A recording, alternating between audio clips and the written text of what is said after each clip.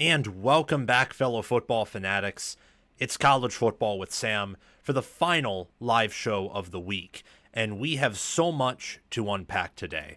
Today we are going to be discussing a variety of games, 10 of them to be specific. Michigan versus New Mexico, Penn State and Nevada, Oregon, or maybe it's Nevada, never exactly know, Oregon and Montana State, Indiana and Old Dominion.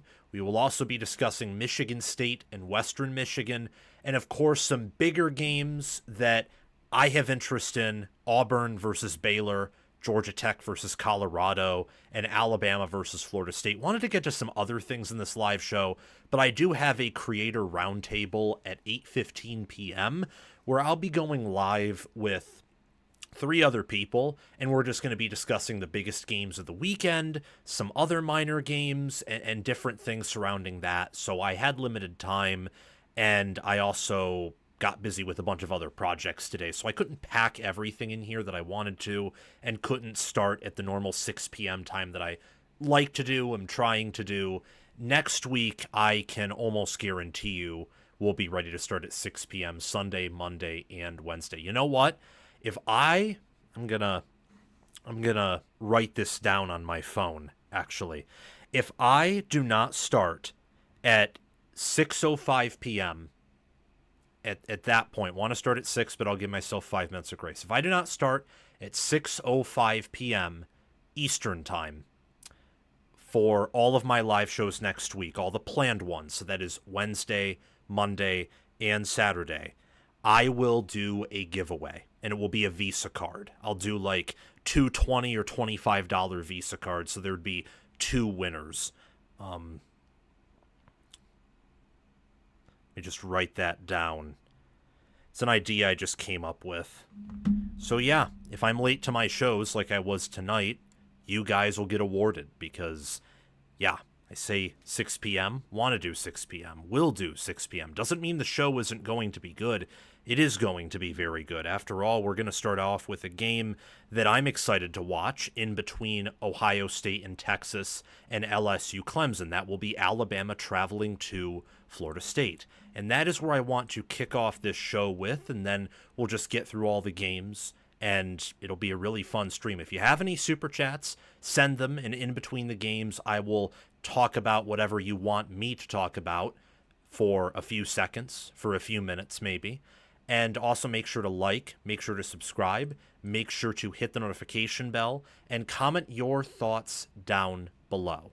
Now, let's get right to it and discuss the Crimson Tide and Florida State. And really, a game that has a lot of unknowns, and I think is really one of the mystery games of the week, featuring a top 10 team. Of course, there are other games that I think are more mysterious than this one. How do Alabama and Florida State approach their new quarterbacks, and to a certain degree, their new systems? Remember, Gus Malzahn is now the offensive coordinator, no longer a head coach, not at Auburn, not at UCF, but the offensive coordinator for Florida State. And Kalen DeBoer has reunited with a familiar face in Ryan Grubb, who is his offensive coordinator, was his offensive coordinator at Washington, went to be with the Seattle Seahawks in the NFL last year. They parted ways because it didn't work out, and now he's back with Kalen DeBoer, this time at Alabama. That is an intriguing question in my mind, because both of these offenses, while Alabama has more experience and more returning production, they're top 25 there. Florida State's not even close to that. Florida State brought in more transfers. There is, I think, more intrigue and questions on the offense for both of these teams than on defense. Let's check out these teams and some of what they were last season. That's all we have to go off of right now, so I think that's an appropriate place to start. Alabama's margin of victory in terms of points per play was 0.237, which means they scored 0.237 more points per one of their plays compared to one of their opponents' plays. Means they were one of the best teams in the country to be a 0.2 or higher in that category. Florida State's was a negative 0.228. They were one of the worst in all of America, and they had the worst points per play offense in all of America, only scoring 0.199 points per play offensively. That is insanely low when you think about a game full of 3s and 7s. That is how you score. Occasionally you get the 2. Occasionally maybe you can get that, 1-point safety or whatever that's called. But almost exclusively, you score in 7s and 3s. 8s are more often than 2s. 2s are far more often than 1s. 1s almost never happen, don't even happen every season. You get the gist. To be that bad, to only score a fifth of a point per play is preposterous, especially when you consider Florida State did not play an SEC schedule, or they did not play a Big Ten schedule. They played a schedule that, from my recollection, wasn't even one of the hardest schedules in their own conference. It was probably easier than Georgia Tech's, who had to play Miami, and who also had to play Notre Dame and Georgia. It was not the hardest in the ACC either. Alabama, their offense was viewed as pedestrian at the end of the year by their own fans, scored 0.492 points per play. And then defensively, Florida State was in the 0.4s, very poor, but not as poor as their offense. And Alabama's defense was in the top 10 in points per play allowed, just like how their offense was in the top 10 of points per play gained. These are two very different teams physically. You can see that in as something as simple and sometimes misguided as points per play, but usually towards the end of the year, points per play is very indicative of who the best team is. I think ever since 2019, if not beforehand, the number one team at the end of the year in points per play is also the national champion, usually the best team in the country by a wide margin. Here, it's very clear, it's very, very clear why Alabama is a 13.5 point favorite. And it's a game that kicks off at 3:30 Eastern time. 82 degrees Fahrenheit is the predicted temperature, but we're pretty far off from that, and 7-mile-per-hour winds. So Alabama, being a team that has elite wide receivers like Jeremy Bernard, Ryan Williams, Isaiah Horton, you'd think that they, along with what they have coming back, would have a massive advantage. And the power ratings say that. Alabama per FPI would be favored by about 20.5 points over Florida State neutral field. That translates to about 17.5 once you factor in home field advantage. So per FPI, this line is actually very short. And Alabama has so many X factors compared to Florida State. Wide receiver, they're elite. On the defensive line, I like what they have. Same with linebacker, but I think in this matchup, it's more important their defensive line is dominant than their linebackers are, just by nature of how Florida State is more so limited at skill positions than offensive line, in my perspective, or at least from my perspective. And their defensive backs are loaded too. For Florida State, the only thing I see them having a real impact along with great players is the defensive line. Florida State has some good defensive linemen. So Daniel Lyons and Darrell Jackson Jr. and also Deontay McCray make up a deep defensive tackle unit. And they got James Williams starting at edge for them, incoming transfer from Nebraska. But Alabama, we already mentioned the receivers here, they have a guy named Caden Proctor at tackle, who I think will be really good this year. You also got to pay attention to Jaden Roberts and Parker Brailsford. Looking at their defense, Tim Keenan III is one of the better D tackles in America, and Deontay Lawson's the same at linebacker. Bray Hubbard, Keon Sabb, Deshaun Jones, Zabian Brown, and Damani Jackson are their starting 5 at defensive back. Extremely talented starting 5. So the key storyline for this game in sum is how can Florida State overcome all these disadvantages? And the storylines for both teams are, is Alabama's offense ready? Because if it is, Florida State's not winning this game. But that's not a given either. With the amount of turnover they have, it's a game that's on the road, and they're starting a new quarterback in his first ever start, and it's on the road. And can Florida State field a Power 4 team? Because even if Alabama's offense isn't ready, if Florida State looks anything like they did last year, if they are anything similar, they're dead on arrival. They are walking out to their own assassination. Game control is, I think, the biggest factor in this matchup if those two questions can be adequately answered, especially in favor of Florida State. Florida State will want to run the ball with Thomas Castellanos and with an offensive line that is filled with transfers, is transfer-laden, but has Luke Petitbon, who was good in the ACC at Wake Forest, Micah Pettis, incoming transfer from Ole Miss. They have some size there, and Thomas Castellanos can run the football pretty effectively, as we saw at Boston College. So I think that Florida State's game plan here is going to be to try and slow the game down, keep Alabama's offense off the field. Can they do that? It's a huge question. In Simpson's first start, is he rattled? Does he take command? And also, how does that relate to Florida State's mentality? I can see Florida State treating this game in a, hey, we can win and we want to win, but we also would rather be healthy and be competitive in the ACC than sell out for a non-conference game. There's also the mentality that maybe you want to earn this win more than anything else, and you sell out and give your best game of the year in week one so that you can give some job security to your coach and confidence to your team as they have to go through the ACC stretch, where they play both Miami and Clemson, the favorites to win the conference. What about the offensive cohesion? Which unit has fewer mistakes, as there is a lot of newness here? Alabama's quarterback situation was the only problem they faced last year. They will tell you that their offensive line was a little inconsistent, that receiver, a lot of it was because of Milroe, but at times disappeared last year. Defense has really figured out this offense, large part because of Milroe, but I'm not saying everything else was perfect either. And as for Florida State, the unit was a mess, and they have a lot of new pieces. If it rains, that's another key factor. It should rain later in this game. As the game goes on, the rain should get heavier. It's projected that thunderstorms will occur in Tallahassee during this game. That would benefit Florida State, at least I think, because I think that Alabama will want to pass the ball better and be a team that will try to lean more towards the pass, especially since Jam Miller's injured. And this offensive line for Alabama returns more, and not just more production in general, but also better production on the outside than it does on the inside. So those are some things to pay attention to. I think that Alabama has favorable matchups just about everywhere. So their passing offense, rushing offense, passing defense, and rushing defense, I think is slightly better than Florida State's everywhere in matchups. That piles on.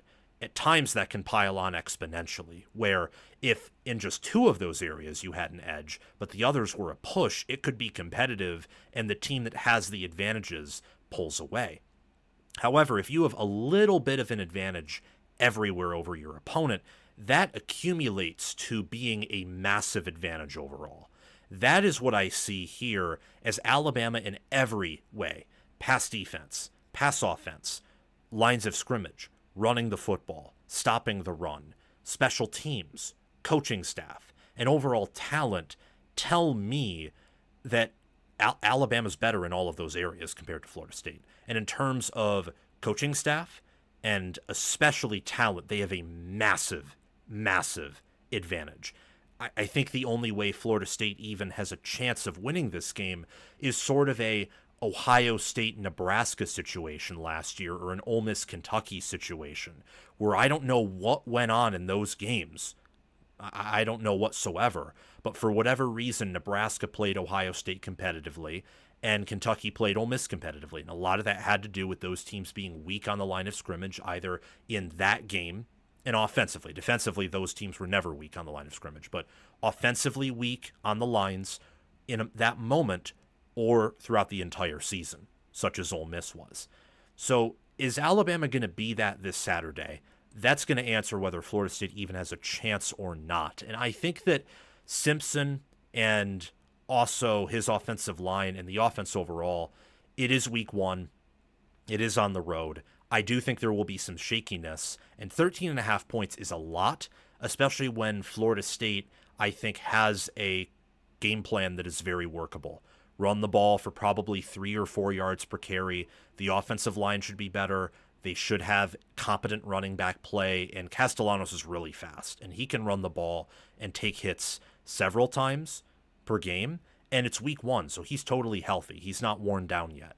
So I like Florida State here to cover, but I do not like Florida State to win it all. It's very similar to me to Cincinnati, Nebraska. Not quite as close. I think that Cincinnati is much closer to Nebraska than Florida State is to Alabama, where I'm picking the underdogs to cover, but I have a very hard time envisioning Cincinnati winning It's the same thing with Florida State here. I think that Florida State will cover more so because it's slow paced rather than at any point in the game it looks like they are going to win.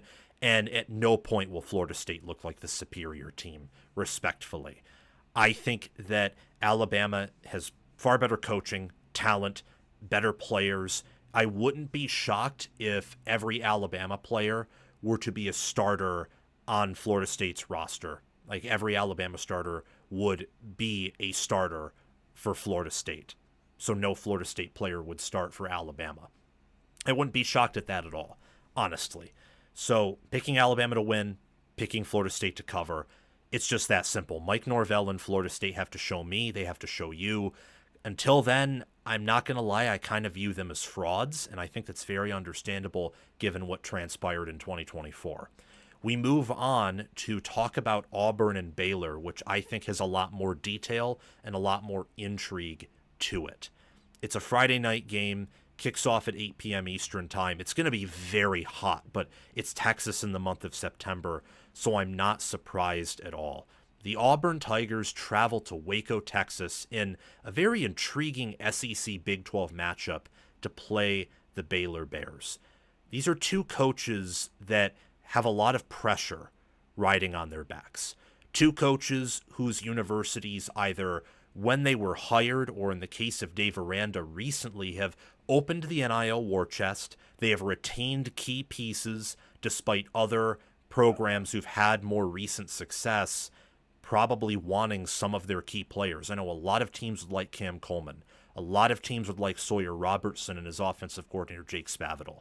This is a key game for both of these programs who I think with the schedules they have, Baylor plays SMU in week 2, Auburn has back-to-back road trips to open up the SEC at Texas A&M and Oklahoma. They need a fast start. They need a win here, and they need it now. Auburn is a 2.5-point favorite. Game kicks off at 8 p.m. Eastern time. It's going to be 85 degrees around there at kickoff, but relatively clear skies and only 2-mile-per-hour winds. So we should see Jackson Arnold and Sawyer Robertson really battle it out here, along with some of the receivers that they have. So, Cam Coleman for Auburn, along with Eric Singleton, the Georgia Tech transferred to Auburn, not the Auburn transfer. Malcolm Simmons, and also for Baylor, you got Kobe Prentice, Ashton Hankins, and Josh Cameron, and also the tight end Michael Trigg.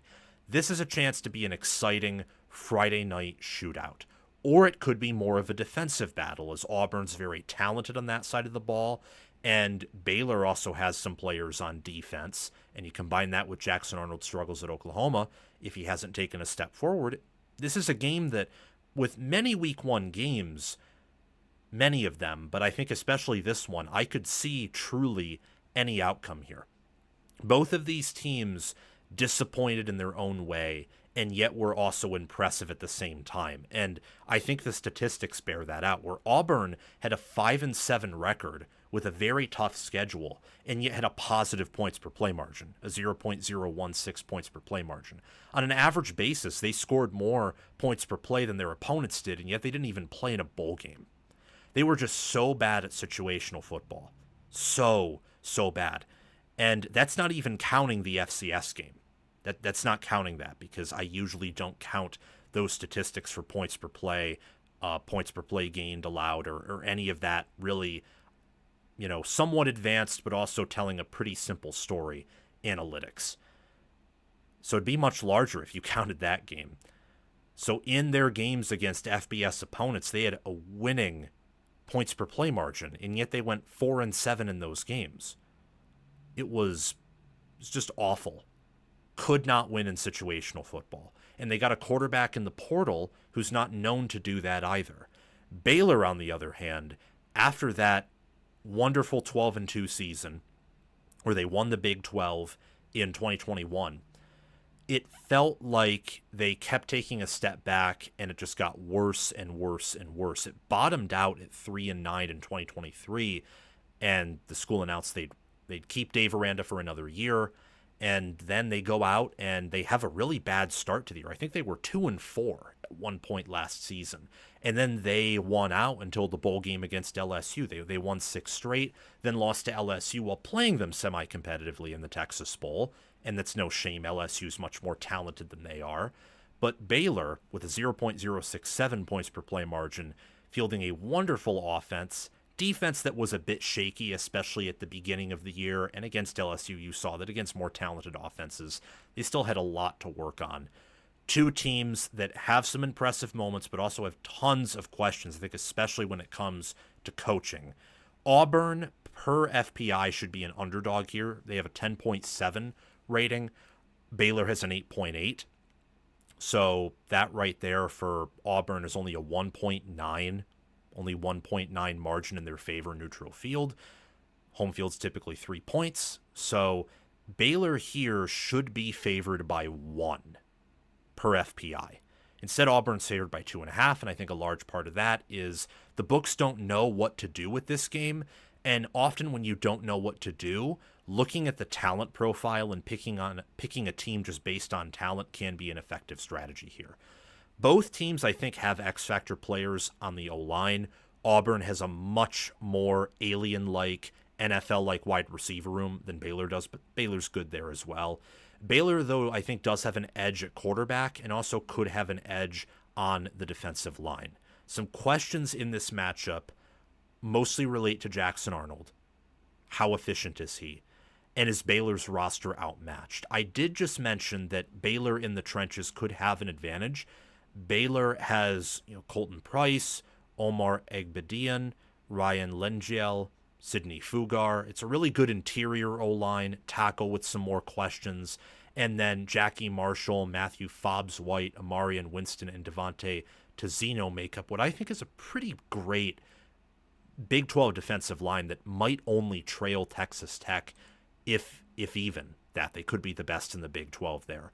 Auburn has some players on the defensive line too. I mainly look at Malik Blockton, and I like what they have on defense overall. And also, again, at wide receiver, you got Cam Coleman, Eric Singleton Jr., which I think is the best wide receiver duo in the SEC. But if Jackson Arnold isn't efficient and he can't get them the ball on time, in space, and with an accurate hand and with a strong arm, can you use those wide receivers? I think there's a quarterback juxtaposition here. Jackson Arnold and Sawyer Robertson last year were much closer to opposites than anything else. Arnold couldn't throw the ball into the ocean, and Robertson was an efficiency machine. So does that change? Because if that doesn't change, you could be talking about an Auburn blowout here. If it does change and Arnold comes close to Robertson somehow in week 1, you could be talking about an Auburn blowout. The lines of scrimmage are an also important factor. I think Auburn's better on the offensive line. Baylor is better on the defensive line. Both are pretty good there, but that's just where I lean right now. Pass coverage, given the receivers that both defenses will have to play, who makes less mistakes, who misses fewer assignments, and who is better able to perform well in tight coverage and not commit penalties, not commit pass interference penalties, the dreaded PI. Running back talent is big here. Auburn lost Jarquez Hunter, and Baylor suffered a running back injury, a huge running back injury in the preseason. I believe it was Dawson Pendergrass who got injured, and he's more of their power back. So how does the running back talent factor in here?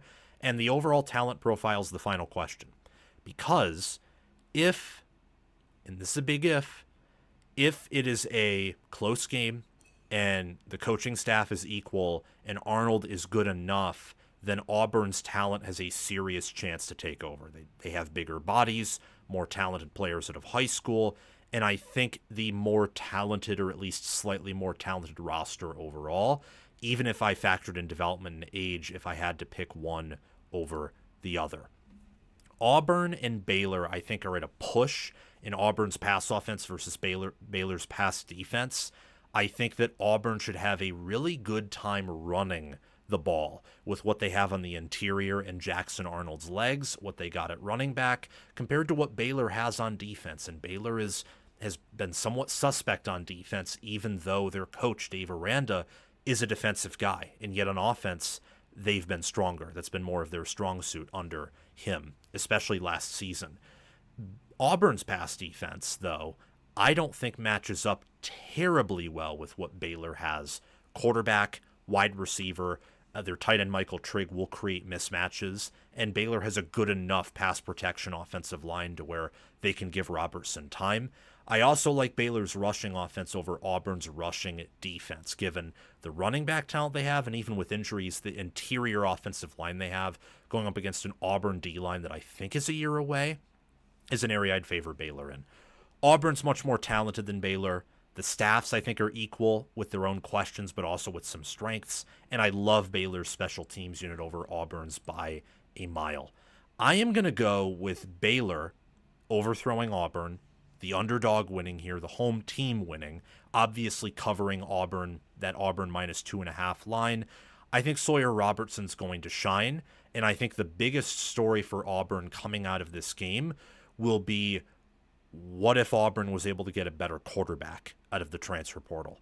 I am not a Jackson Arnold believer. I have been a doubter of his really since I saw them play Arizona in the postseason. Oklahoma, led by Jackson Arnold in 2023 with Venables, with much of that team, playing Arizona and Jed Fish and Noah Fifita, and Jackson Arnold committing so many turnovers and looking so bad in that matchup. And then the following year, he looked just as bad. Couldn't take care of the football, had to get benched a few times for Michael Hawkins Jr.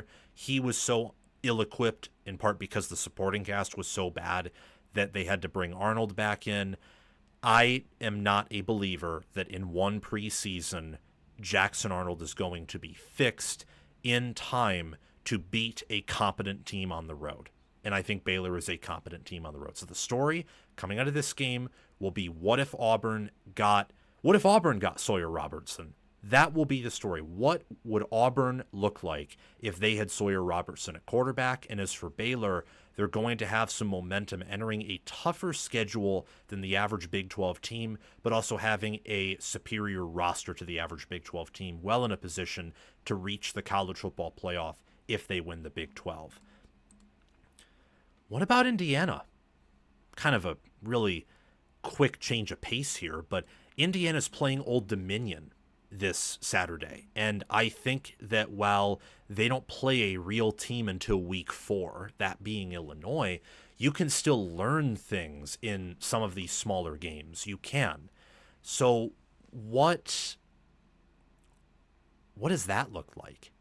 They're playing Old Dominion, who played South Carolina competitively last year, and they have a lot of new transfers, but they also have a lot of vets coming back. So what do we think of Indiana here on the season, and how is that reflected, or what thoughts do we have are changed in this matchup with Old Dominion? What do we need to see from Indiana out of their matchup against Old Dominion? I want to give you 5 reasons, or not 5 reasons, but 5 things I want to see from the Hoosiers. Here are 5 things that I think Curt Cignetti and the Indiana Hoosiers need to see out of themselves against an inferior team in Old Dominion. An Old Dominion team that played South Carolina competitively and returned some key pieces, and yet Indiana is a pretty hefty favorite. Against a team like this, given the struggles that Indiana had last season in the big games, in the big moments against the talented teams, you want to win, and you want to win in dominant fashion. You do. You want to start off fast, and you want Mendoza to be a fit. I think that's thing number 1 that you want to cover. The thing that you want to see the most, if you are a Hoosier fan or staffer, is that Mendoza is a fit and he immediately excels in the system against lesser competition. Old Dominion is, by blue chip ratio and by recruiting rankings, not that less talented than Indiana, which is pretty scary, and also just shows how good of a coaching job Curt Cignetti in Indiana had last season in 2024. First 11-win season in school history, first ever college football playoff appearance in a year that no one expected. However, when I factor in development and coaching, I think Indiana's roster is far better than Old Dominion's. So Mendoza should succeed with the receivers he has, with the O-line he has, with the system that Mike Shanahan runs. Number 2, speaking of Mike Shanahan's system, Indiana runs a lot of RPO. And that's all well and good. But it was a disaster for them against defenses that mattered. Michigan didn't work. Ohio State didn't work. Notre Dame didn't work. If Indiana, though, can power run, if they can pick up 3, 4, sometimes 5 yards per carry, or even just 2 when they need it, and they can get push on the interior of that offensive line with Bray Lynch and Drew Evans coming back, but Mike Haddock departing, bringing in center Pat Coogan, who started in several games for Notre Dame last year. If they can show that their offensive line improves from last year and they can really run the ball with Roman Hemby transferring in, I think that bodes well, where in their big games against Oregon and Penn State, and heck, even Illinois at home, or Iowa on the road, or Michigan State and Wisconsin at home, any game they play in, it can help them to run at will in the short to intermediate gains to turn a 1st and 10 into 2nd and medium, or occasionally 2nd and short, or get those burst runs. To do that without having to constantly out-scheme your opponent, but just out-tough them and out-physical them would be a huge boost to this Indiana team, and something that could potentially set it apart from last year's team in a good way. Number 3, this defense is good enough, returning Michael Kamara, returning Aiden Fisher, D'Angelo Pons, Amari Farrell, and having staff continuity to where they should be able to earn a shutout. I'm not saying that's a requirement. I'm saying when your starters are in, you dominate them. You don't let them get up and down the field. And you have success, you get pressure, you shut down the run, you get the point. Indiana should win this game decisively, not just because what they bring back on offense, but because of how much elite or near elite production in terms of college, and some of which even NFL, in Michael Kamara and D'Angelo Pons returns on defense. That defense was sneakily the superior side of the ball by the end of last year. Number 4, the 4th thing you want to see is what does the depth look like? And hopefully it looks good. Hopefully the backups perform at a competent level and there isn't a insanely high drop-off from the starters, such as there was on the offensive line last year. When Indiana suffered injuries there, the drop-off was insane. It was crazy. And Indiana was not deep really at all last year in a Big Ten sense. They were well coached. They were a wonderful team, but deep, not particularly. No.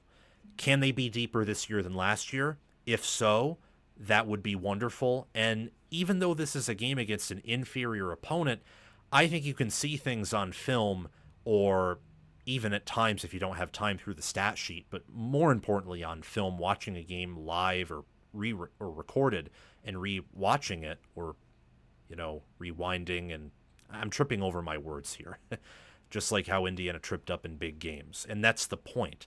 Depth will help you in big games. So that would be helpful to see. And thing number 5 you want to see, last but not least, but this is very important, you want right tackle to look good, because Zen Michalski would be Ohio State's probably 4th guy at offensive tackle. He's Indiana's number 2. So how does he look in this matchup? Because if he looks good, well, maybe Indiana was able to fix him up, or at least he's serviceable against inferior competition. We'll see how he looks in big games against Big Ten teams, but Old Dominion, I think, based on what they've done in the G5, what they did against South Carolina, I think that if he is straight up bad, you'll see it. And you just want him to at least be all right. In a game like this, you, of course, hope that he's going to dominate. Those are the 5 things I want to see out of the Hoosiers personally. Let me know what you want to see out of the Indiana Hoosiers down in the comment section below. I believe that Indiana will win this game. I think that they, just based on what I've seen from them last year, their scheme and their players, they'd probably cover the spread. But I mainly want to look at this game through the eyes of Indiana and what I would want to see out of them. Don't really particularly have a pick for this matchup outside of I think that Indiana is a top 10 team this year. I think they're going to win, and because they're a top 10 team, I think they are going to dominate. Now we can talk about Georgia Tech and Colorado, another Friday night game one that I am ecstatic for looking at this Friday night game. And it kicks off at 8. It is going to be in Colorado, obviously, so it'll be a nice environment. Colorado is a fantastic environment. It is a stadium that I certainly want to go to if I ever have the opportunity. Between two teams that I think have built themselves in opposite ways, Georgia Tech has built themselves up quite slowly under Brent Key, and Colorado has tried to get instant results every time the transfer portal is open. The Georgia Tech Yellow Jackets travel to face the Colorado Buffaloes on a Friday night, 8 p.m. Eastern Time, in Boulder, Folsom Field. It's going to be a beautiful environment, as it always is in Folsom Field. Wonderful place. Going to be 65 degrees Fahrenheit, perfect weather. I love weather in the 60s, 70s, and we're going to see that across college football this weekend. Winds at 5 miles per hour. The spread is Georgia Tech minus 4.5. Factoring in home field advantage and even a bit of travel, I think that implies that Georgia Tech would be about a touchdown, maybe a little bit over a touchdown favorite if this game were being played in a neutral field. But it's not, and I think that's a good thing. The more games you can play on campuses, the better, especially a campus like Colorado's, which is rather beautiful. And Georgia Tech, with their stadium renovations, is going to be even better than it already is, too. There's nothing better than college campuses. Nothing. Last season, these teams were a bit opposites of each other. And I think that, in a sense, they've also built their programs in sort of the opposite way. So Georgia Tech went 7-6 last year. They were pretty bad in the small games, underperforming, constantly dealing with injuries, playing it closer than ideally you would want to against some of the weaker ACC teams they played. But in the big games, when healthy or when they had a good matchup, finally found the right quarterback, whether Haynes King was healthy or they found the right backup, they really punched above their weight class. So Notre Dame didn't look all that good. Pretty bad matchup, and they hadn't, Haynes King couldn't play at all in that game, and they hadn't found their better backup quarterback, Aaron Fillo, at that point. They were still sticking with Zach Pyron. So against Miami, when they finally found the correct backup QB, King was able to play a little bit, and then against Georgia, where King was able to play for the whole game, they really, really excelled in the big games. Beat Miami, nearly beat Georgia, should have beaten Georgia. I think Georgia got away with some calls there that were pretty favorable in their direction, but it is what it is. You should be good enough to overcome the calls. I hate blaming the refs. You should really never blame the refs for a game. You should call out when they're not doing their job, but if you lose because of the refs, that means you could have done something better to really pull away or not put yourself in that position. Colorado beat up on the weak and did a really good job doing so, which is why they were power rated highly last year. Even some good teams have issues beating up on the weak. Colorado didn't. Colorado dominated the weak almost left and right, with a few exceptions, of course. Those being teams that were among some of the stronger of the weak, such as Kansas, or a team that just out-talented them in general, Nebraska, or Kansas State, being a team like that with a quarterback in Avery Johnson and an offensive line and run game that was as talented in many aspects as Colorado's passing game. And then they played BYU, who was just older, better developmentally, on an entirely different playing field in terms of defense and trenches, and BYU dominated them. A little bit of opposites here, and I'm interested to see if that matters in this game.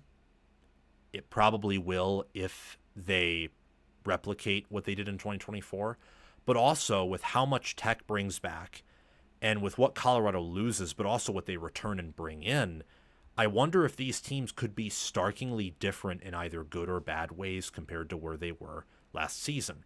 Tech, for example, had a winning record despite having a negative points per play margin. Colorado had a really good points per play margin, a top 21, almost at a 0.2, which that usually puts you in the top 10. And yet they got dominated by Kansas. Nebraska punked them. BYU punked them. And Kansas State barely beat them, but still Kansas State beat them and was the better team. And yet they were able to beat up the small teams so badly. So Utah, Oklahoma State, Arizona, Texas Tech, to where they were able to really put up statistically impressive performances and impress the computers here. Colorado's real story last year as to why they were better was the defense. I think Robert Livingston did a fantastic job. And of course, Shedeur Sanders and Travis Hunter were there, so you had explosiveness on offense, and Hunter was there as the explosiveness on defense too. These teams are pretty close in power ratings, which should make for a pretty good game. Tech has a 6.7 rating per FPI, which is 39th. Colorado's a 4.4, which is 48th. Since there's not a difference quite of 3 points right there in favor of Tech, FPI actually favors Colorado to win this game. They're given about a 53% chance per FPI. And yet, Colorado's a 4.5 point underdog per the books. I think a lot of that is due to Georgia Tech being viewed as the better team in general, the more cohesive team, so they're not relying on the portal as much, and that's how they've built their team pretty slowly, using the portal here and there and when they need to, but not as much as Colorado does. Colorado uses the portal every year as if they are expecting instant success out of it every cycle. Tech doesn't really do that. I think that the X factors, strangely for Tech, are quarterback, which has been an issue for them when injured, but King is really good when healthy. O-line, obviously, that's not strange at all. Tech has always had good O-lines under Key. But D-tackle, I think with Jordan Vandenberg and Akello Stone, D-tackle can be an X-factor for Tech this year. For Colorado, it's interesting because I think their X-factors are exclusively on defense. I like what they have at DB and also at pass rusher with Arden Walker. And then at, again, secondary, you have Tawfiq Beard, Carter Stoutmeyer, DJ McKinney. They have a lot of good players in that secondary, Colorado does. And I'm not discounting Caden Salter or Jordan Seaton. Seaton's an X-factor player by himself, but I want to see how the other tackle position looks. Salter can be an X-factor player, but he was not as good as King was last year, and King was playing tougher competition without necessarily having the best supporting cast in the world. The biggest question I have for Tech is which version of their team shows up. Do they play this game as if it's a huge matchup, or do they play Colorado as if Colorado's North Carolina State or Syracuse or a lower level G5 school? Because depending on how they play, depending on which version of Georgia Tech shows up, they could dominate or they could straight up be dominated. And as for Colorado, I want to know how good they are in the line of scrimmage. They should be so much better than they were last year. I think pretty similar on the D-line, maybe better there, and definitely better on the O-line. Colorado this year, instead of being a finesse team and a team that's very, very annoying, should be more of a soothing line of scrimmage, slow tortoise team. That's how I feel like Colorado was built this season. They should actually be better on defense than offense, or at least level on both sides instead of the offense dramatically getting more attention and viewed as better. Colorado's defense last year was better than the offense in big games. And maybe I'm wrong on that, but against BYU, they forced some turnovers. A lot of it was Colorado's offensive ineffectiveness that cost them that BYU game. Against Nebraska, they were able to hold Nebraska to 0 points, 0 in the second half, and they really only gave up 21 true points, but the offense was totally ineffective. Kansas was a different story, but Kansas had one of the best O-lines in football last year with a good run game. They just didn't have a defense, and quarterback play was super inconsistent at the beginning of the year, hence why they had a losing record, but they were better than their record suggested. And as for Kansas State, they were able to decently hold Kansas State. You get the point. Colorado has talent, but Georgia Tech does too. And that leads me to give some key factors in this matchup, the most important being defensive upgrades. Which unit has bigger improvements from 2024 to 2025, as I think both should improve from last year. I think both do, talent-wise. Tech should be better. They returned a lot of players there, made good moves in the portal. And Colorado, I think the same thing. Specifically, I want to look at pass rush. Tech lost Romello Height to Texas Tech, which hurts. Colorado didn't exactly lose that. But again, you look at how they performed in the big games, and good offensive lines wrecked that defensive line, hence Kansas. Tech does have that. They have solid tackles, they have solid guards, really good center. the line of scrimmage matchup is really going to fascinate me here. I don't think this game is decided through the air, and if it is, that's going to go in the favor of Georgia Tech. Because while the quarterback ceiling is, I think, pretty level, I love Salter. I also love Haynes King. King is the better quarterback right now until proven otherwise, given what he did last year, which has the higher ceiling could impact this game. So if Salter has the higher ceiling and he has some really good moments, or overall he outperforms King, which is possible, then Colorado probably wins. But who hits their ceiling? That's a big question here. I'd probably lean Georgia Tech and Haynes King, but we'll have to see. Both use the portal heavily to get receivers. So Colorado has some good receivers that came in from the portal, mostly Draylon Miller, Sincere Brown, Hakeem Williams, Joseph Williams. They had some good receivers come in. But Georgia Tech did too. Georgia Tech brought in they returned Malik Rutherford, they brought in Dean Patterson, and they brought in Eric Rivers. And I think Eric Rivers will come close to replacing Eric Singleton. Not quite, but come close. Which transfer receivers gel with their quarterback in this game more effectively? And finally, style of play. Does Colorado adapt to its new roster, or do they try to play the way they did last year? If it's the latter, Tech's going to beat them and potentially blow them out. If they adapt, that is their path to victory, as I believe they finally have competent line of scrimmage play. And I have that factored in with my roster matchups. I believe that Colorado will do a better job passing, defending the pass, than Georgia Tech will passing the football. I have that as an advantage in favor of Colorado. For rushing offense, I think that Georgia Tech, even though they are going to be playing against what I think is going to be a stout defense, they should be able to run the ball effectively, if not control and dominate the ground game.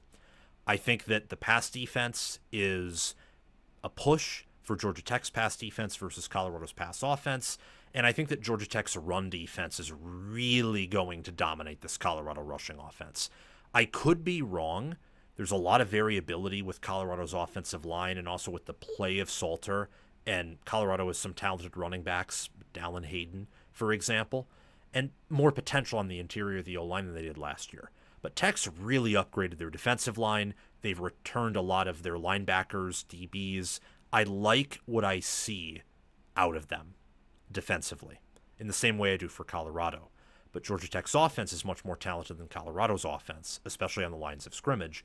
So consequently, I think that Georgia Tech's defense is going to do a better job against Colorado's offense than Colorado's defense against Georgia Tech's offense. Georgia Tech's staff far outclasses Colorado's in my mind. Their talent slightly outclasses Colorado. Special teams are both equally bad. I have no clue which special teams unit is going to be worse than the other. This leads me to a prediction where I think Georgia Tech wins and covers that 4.5 line.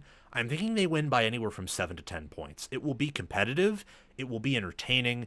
I think, though, in the second half, you are going to see Georgia Tech's depth and more cohesive, put together, a chemistry budding roster pull away.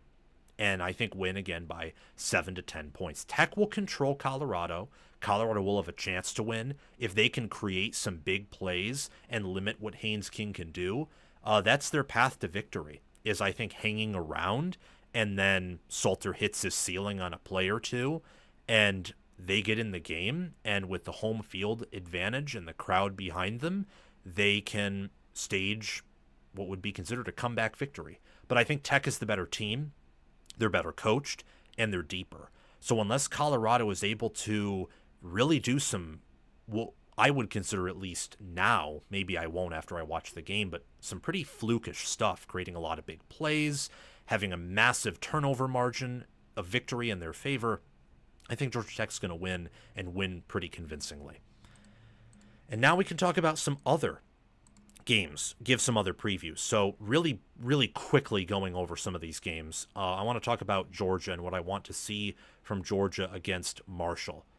What do you think Georgia needs to do against Marshall to inspire confidence? Not that Georgia is going to play Marshall close. They're a massive favorite for a reason, but Georgia was subpar by their standards last year. Straight up, Smart himself would tell you that. So against lesser competition, teams often show, whether it's the computers or our eyes, where they are in the pecking order. Oregon, for example, their first 2 games weren't so good. That permanently impacted their ratings and how people saw them, and that was pretty appropriate because some of those same issues they had earlier in the year reared their ugly head against Ohio State in the Rose Bowl. Some issues that Georgia had offensively earlier in the year reared their ugly head in big games, not just the playoff loss to Notre Dame, but games against Texas, where it was more their defense that helped them win than anything else. They still had a lot of turnovers. Their game against Florida, where before Lagway went down, they were losing. Or their game against Alabama, where a slow start almost gave them a blowout. So let's look at what I think are the 5 things, the 5 most important things that the Bulldogs should be looking for. Number 1 is that Stockton succeeds. He needs to be very comfortable against a group of 5 team, completing his throws, progressing through his reads, feeling the pocket, not taking sacks, and showcasing some of his athleticism, but making sure to slide before he hits and not seeking out contact. Number 2, Marshall's a G5 school who lost their head coach and much of their roster. You need to run the ball if you're Georgia. No 3 yards per carry, no even 4 yards per carry. Run for 5, run for 6, especially since you have a mobile quarterback. Number 3, with all the new change and the fact that Tony Gibson is a head coach for the first time in his career, give a shutout. Shut this team down. You have the defense, especially in relationship to your starters. If the backups give up a point in garbage time or a few points, is what it is. These starters should not let Marshall go down and score, especially since the roster is very new and very green. A lot of variability there, and Georgia's defense should be one of the best in America to open up the 2025 season. And speaking of the backups and garbage time, the backups need to be ready because Georgia plays an SEC schedule. It's the same thing for Big Ten teams, and maybe, though to a lesser extent, some Big 12 and ACC teams that play tough out-of-conference schedules. Depth is important. Injuries are a part of the sport. In order to win it all, you play in more games now than ever before. Load management is more important than it ever has been before. Having backups that look competent will help you so much, not just in big games, but also in the little games. Will help you avoid upsets, will help you pull away in big moments, pull away maybe when you're on the road against a smaller team and you need that extra push to get out of there when they're giving you your A-plus game and they're trying to hunt you down. Having the backups look good would be wonderful, especially if they're at receiver. And that brings me to point number 5, catch the ball. These receivers dropped so many passes last year. I think they led the nation in drops, Georgia's receivers did. Dylan Bell is really the only starter from that unit who returns, and he wasn't the main problem, the main antagonist for Georgia's offense and struggling to catch the football. I like what they brought in Zachariah Branch and Noah Thomas. These receivers connecting with Stockton, catching the football, making some hard catches too, or catches where they get hit after they have contact with the ball. The defensive back or defensive player contacts them pretty hard, and they're able to hold on to it. That would be a very encouraging thing to see if I were a Georgia fan or staffer. I think that Georgia will ultimately win. Kirby Smart usually doesn't cover these large numbers, so I don't know if I'd pick for that to happen. But I think Georgia will probably shut out Marshall or come very close to it. And I've been pretty open before about my thoughts on the fact that I think Gunnar Stockton will be good enough for Georgia to win a national title. If not, they'll pivot to Puglisi, their backup quarterback. I think that this receiver unit's the deepest in the SEC, or one of the deepest in the SEC. I'm excited to see what Georgia puts on against Marshall, because these small games, as much as some say they don't matter, they do indeed matter, because you still get to see players play ball, and if they don't play well against this Marshall team, then there is going to be some alarm bells. Not in terms of box score watching where, they only won 30-0, because they're probably load managing. But in watching film, when they have a super basic playbook, do they dominate as they should, or do they not? That is what's going to be fascinating here. It's also going to be fascinating with Oregon against Montana State. Last season, Oregon escaped Idaho. Keyword, escaped. And they also escaped Boise State. They played 2 Idaho schools. Obviously, Boise State far better than Idaho, but Oregon looks like a hot mess against both. Is that the same against Montana State, who was the runner-up for the FCS National Championship last year? Or is it a different story than last year? Is it a different theme this time around in Eugene? Well, I think that these 5 things, if they go Oregon's way, will make it different. You want a quick start, that's number 1. Against Idaho, they had, I think, a quick start in terms of a drive, but it was never consistent. What about some consistency here? This is a championship playoff caliber FCS team like Idaho was last year. Start fast, do well, execute, be consistent, attack this team. Not saying bring out all of your cards because, well, you got Penn State and you probably want to save some stuff for that game given your schedule.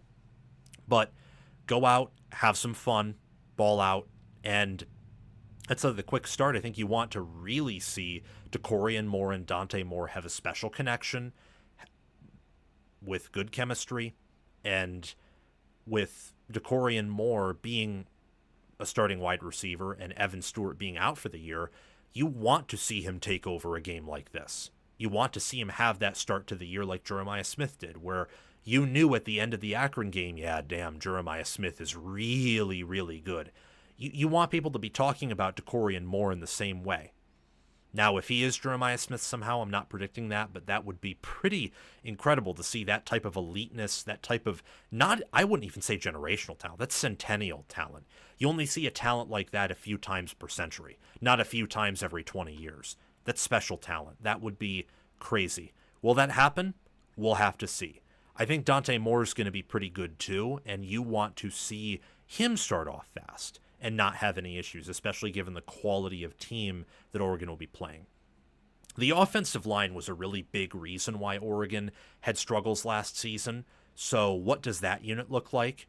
Pass protection, run blocking, they need to look good here. The defense also needs to dominate. That's point number 4. And the younger players, and Oregon has plenty of those, need to shine. That's reason number 5. Showcasing Oregon's elite scouting, even in a small game like this, would be a huge internal victory for Oregon.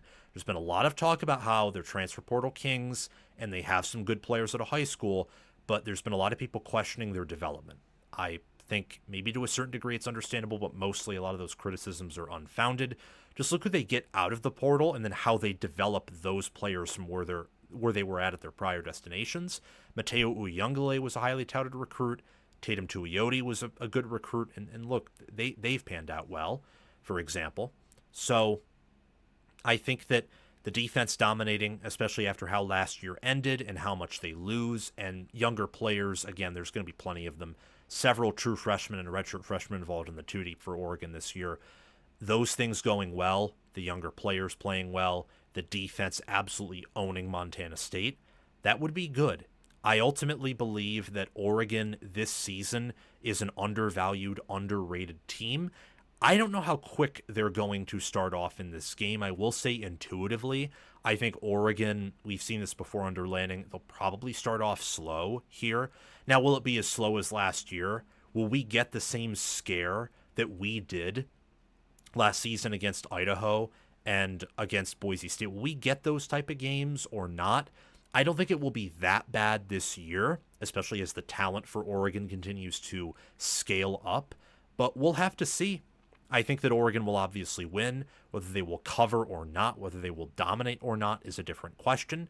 But I think this team at the end of the year is going to be much better than at the beginning of the year. So as long as they start off the year competent and they improve every week, I think that is the most important thing.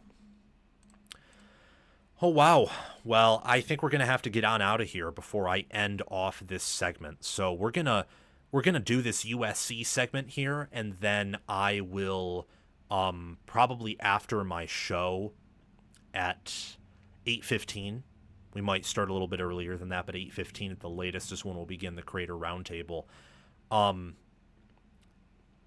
After that, I will record these on my own time, not live shows, and I'll get them out. Those are the Michigan, Michigan State, and Penn State ones I will get out on my own time. Here's what we need to see from USC against Missouri State. 5 things that USC Trojan fans should expect from their team against Missouri State. Number 1, I think that the defensive line, with its new size, with its more proven, superior Big Ten SEC caliber experience, should dominate. The size and experience must translate.